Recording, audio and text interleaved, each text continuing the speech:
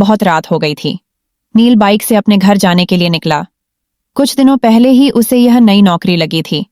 कभी day shift, कभी night shift करके वह बहुत थक जाता था। रात के करीब 1 बजे नील ऑफिस से निकला था।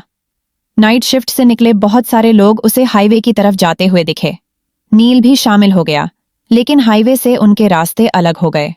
सब लोग अपने अपने रास्ते चले गए। वह भी बाइक पर से निकला। कुछ ही देर में नील हाईवे पर आया। रात बहुत हो गई थी, इसलिए ट्रैफिक भी बहुत कम था। उसे अपने स्पीड पर बिल्कुल कंट्रोल नहीं था। कभी उसे सामने से कोई कार आती दिखी। अभी उसने मेन हाईवे छोड़कर कच्चा रास्ता पकड़ लिया था। वह रास्ता और भी सुनसान था। अभी बाइक के हेडलाइट में सिर्फ काला रास्ता दिख रहा था, बिल्कुल एक काले सांप की तरह। रात के अंधेरे में वह सन्नाटा बिल्कुल खौफनाक लग रहा था, लेकिन कोई चारा भी तो नहीं था। नौकरी चाहिए तो शिफ्ट में काम करना ही पड़ता है। वह अपने ही धुन में गाड़ी चला रहा था। रास्ता सुनसान होने के कारण नील रास्ते के बीच से गाड़ी चला रहा था। कुछ ही देर में उसका अकेलापन दूर हो उसे पीछे से आती हुई गाड़ी का हॉर्न सुनाई दिया। उसने उस गाड़ी को साइड दी। कुछ ही समय में एक कपल बाइक पर से उसे ओवरटेक करके चला गया।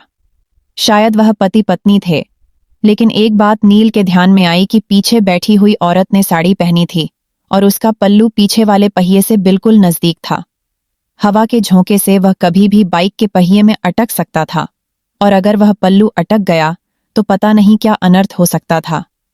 नील ने बाइक का स्पीड बढ़ाया और उस बाइक को ओवरटेक करते हुए कहा, बहन जी, आपका पल्लू पहिए में अटक सकता है। ऐसा कहकर नील आगे निकल गए। नील के मन को एक राहत मिली कि मैंने किसी की मदद की, क्योंकि आजकल ऐसे वीडियोस कितने सोशल मीडिया पर आते रहते हैं कि एक लड़की बाइक पर बैठी है और उसका पल्लू बाइक के पहिए में अटक गया। दोनों गिर गए और जख्मी हो गए। ये सोच में नील था कि अचानक वही बाइक वाला फिर से निकल के आगे चला गया। लेकिन ये क्या, उसकी बीवी कहाँ गई? वो वहां नहीं थी। कहाँ गई होगी? नील ने गाड़ी का स्पीड बढ़ाया और उनसे पूछा, भाई साहब, आपके पीछे बैठी हुई आपकी पत्नी कहाँ गई? उनका पल्लू बाइक के पहिए में अटकने वाला था तो मैंने उनको बताया था। उस बाइक वाले ने अपनी बाइक साइड में लगाई। वैसे नील ने भी अपनी बाइक उसके साइड में लगाई। नील ने कहा, क्या हुआ भाई साहब, आपकी बीवी कहाँ है? वह पीछे ही तो बैठी थी ना? उस बाइक वाले का पूरा शरीर डर के मारे कपाने लगा। उसने कुछ नहीं कहा, सिर्फ अपनी डर भरी आंखों से पीछे मुड़कर देखा तो वह रास्ता और भी डरावना लग रहा था।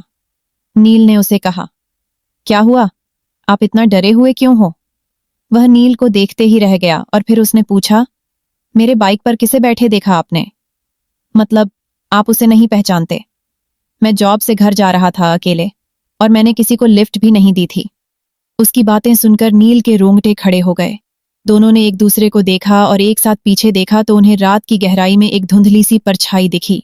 वो देखते ही दोनों की आंखें खौफ से फटी की फटी रह गईं। उन दोनों का दिल जोर जोर से धड़कने लगा था कि तभी सामने वाली बाइक ने हॉर्न मारा। दोनों की सांस ही रुक गई।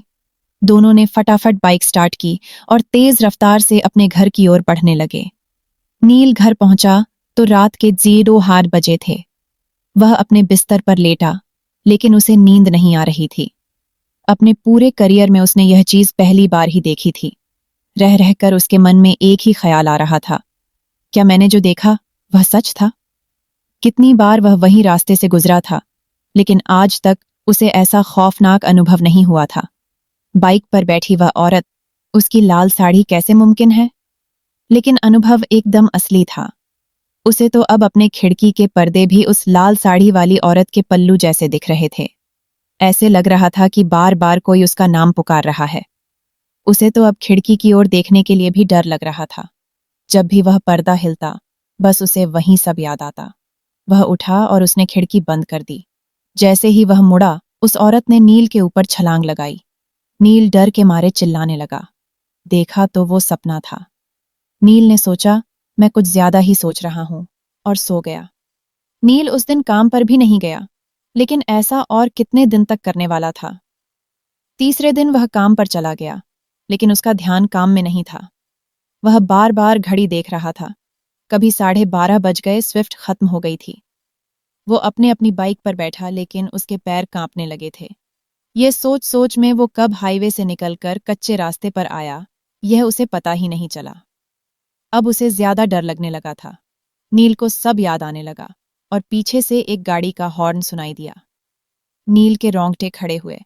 क्या वह औरत फिर से उस आदमी के पीछे बैठी हुई होगी? क्या मुझे फिर से दिखेगी? उसका शरीर पूरा पसीना पसीना हो गया था। दूसरी बाइक आगे जाने की कोशिश करने लगी। नील ने सोचा, मैं उसके पीछे देखूंगा ही नहीं। लेकिन आखिर उसने पीछे देख लिया तो उसके पीछे कोई नहीं था। नील एक राहत भरी सांस ली। उसकी जान में जान आ गई है। उसके कलेजा का डर अब खत्म हो गया था। नील ने बाइक वाले की ओर देखा है और थोड़ा स्माइल किया तो उस बाइक वाले ने अपने हेलमेट की कांच ऊपर किया और बोला, बहन जी से कहिए उनका पल्लू पहिए में अटक सकता है।